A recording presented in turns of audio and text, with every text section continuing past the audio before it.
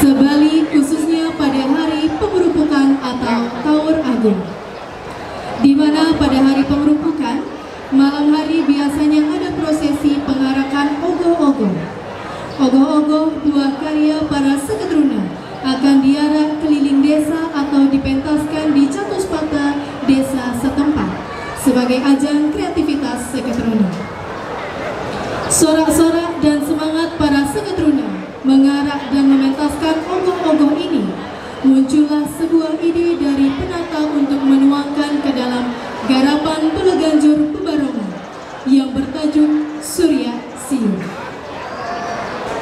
Karya ini adalah sebuah garapan instrumental yang digarap secara sadar dan sistematis yang mengacu pada kegembiraan dan semangat yang meledak-ledak para seketruna dalam mengarak ogoh-ogoh.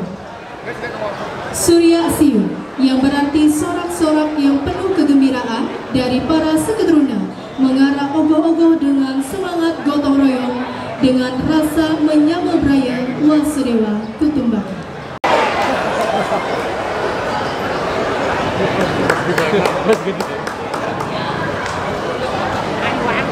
Dalam space banyak. Bagian kau pindah nih. Bagian tu pindah. Hah? Bagian. Maksudnya. Maksudnya enam.